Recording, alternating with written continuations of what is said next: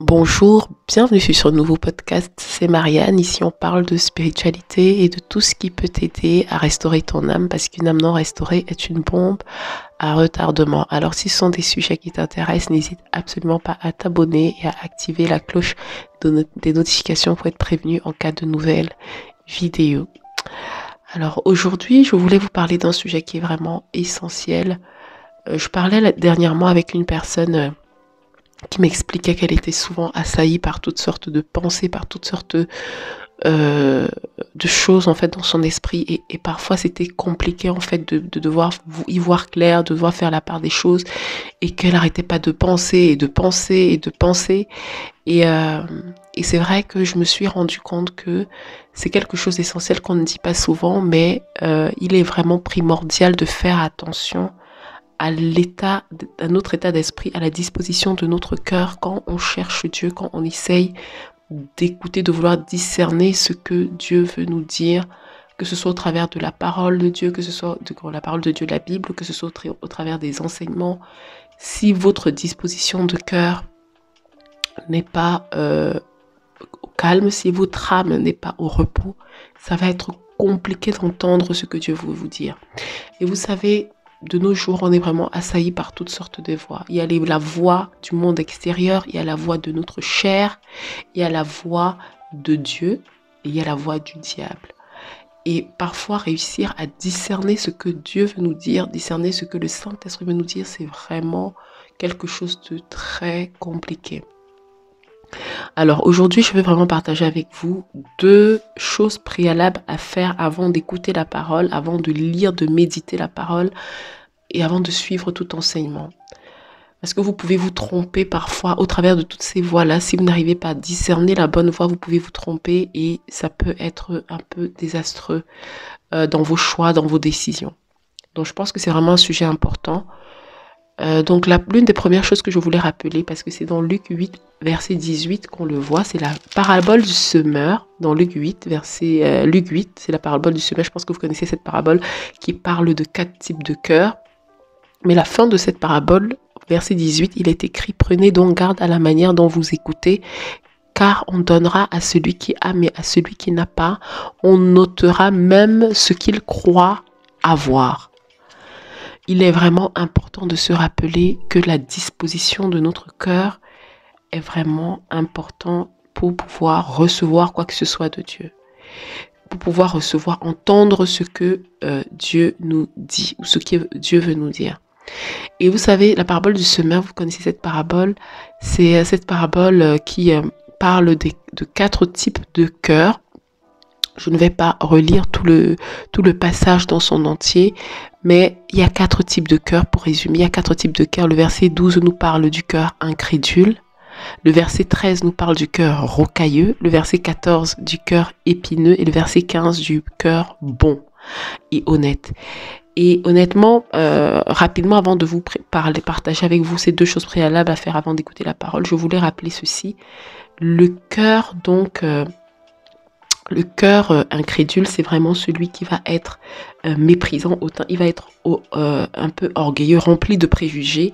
Et du coup, la parole de Dieu ne va jamais demeurer dans ce cœur-là parce que il est rempli de préjugés. C'est un cœur incrédule.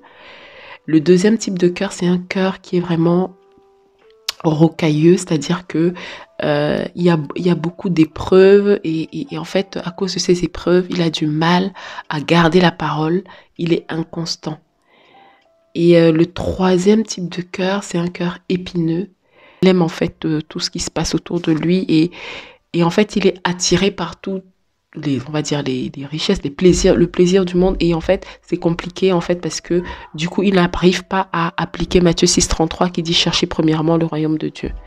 Le quatrième type de cœur, c'est celui qui reçoit la parole et qui porte du fruit. C'est un cœur pur et honnête, qui est sincère et qui ne donne pas d'excuses pour se justifier quand il y a du mauvais en lui et qui a conscience qu'il est responsable de l'état de son cœur. Et je pense qu'on doit tous aspirer à ce type de cœur-là. Il y a quand même juste 25% en fait sur les 4 types de cœur, il y a juste un type qui reçoit la parole. Je pense que c'est vraiment important de réaliser ça. Parce que, comme je le disais tout à l'heure, notre cœur peut être vraiment rempli de toutes sortes de voix.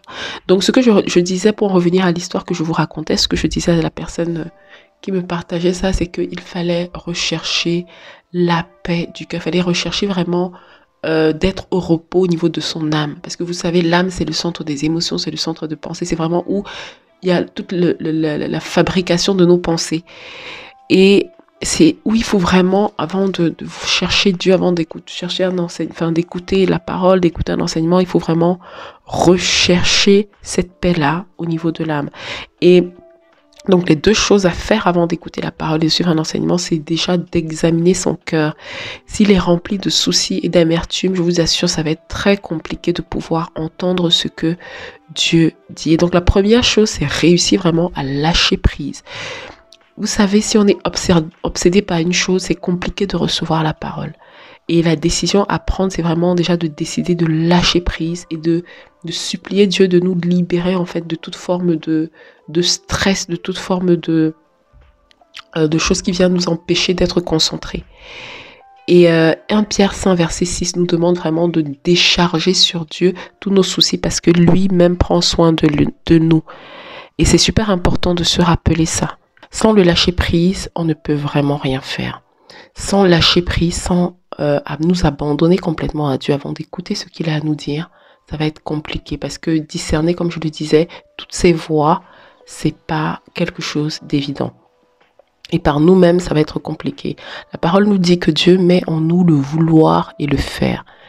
Donc, il faut vraiment réaliser que pour avoir une bonne disposition de cœur, il est essentiel déjà de le demander à Dieu en priorité. La deuxième chose, c'est vraiment ne pas chercher à trop raisonner face à la parole de Dieu. Vous savez, si vous lisez la parole, j'aime souvent le dire, comme un livre banal, comme tout autre livre, où vous cherchez à raisonner, à utiliser votre intelligence, ça va être compliqué. C'est vraiment dans Matthieu, au livre de Matthieu 19, verset 14, il est écrit, Jésus dit, laissez les petits enfants et ne les empêchez pas de venir à moi, car le royaume des cieux est pour ceux qui leur ressemblent. Vous devez avoir comme le cœur d'un petit enfant. Votre cœur doit vraiment être prêt à recevoir toute la globalité de cette parole sans jugement. Et vraiment, juste le plus important, c'est vraiment de demander à Dieu de vous aider à avoir la révélation de cette parole de Dieu. Mais sans ça, parce que parfois si vous essayez de raisonner, il y a beaucoup de choses que Dieu va vouloir vous dire, vous communiquer, que vous ne recevrez pas. Donc comprenez, ça c'est vraiment très important de réaliser que si vous ne cherchez pas à avoir le cœur d'un petit enfant pour renverser quand même les raisonnements, les pensées contraires à la connaissance et les soumettre à l'obéissance de Christ, comme nous le dit la parole, ça va être compliqué de pouvoir entendre ce que Dieu a à vous dire. Donc, c'est super important et donc il faut prier pour ça, prier pour être capable de comprendre la parole, prier pour être capable d'assimiler la parole en profondeur, prier pour que les cœurs qui sont remplis, chargés d'épreuves, chargés de soucis, que le Seigneur nous aide à nous débarrasser de ces fardeaux et surtout demander à Dieu que notre cœur soit une bonne terre. C'est vraiment primordial quand vous essayez d'écouter la parole, d'écouter les enseignements, de demander ces choses à Dieu.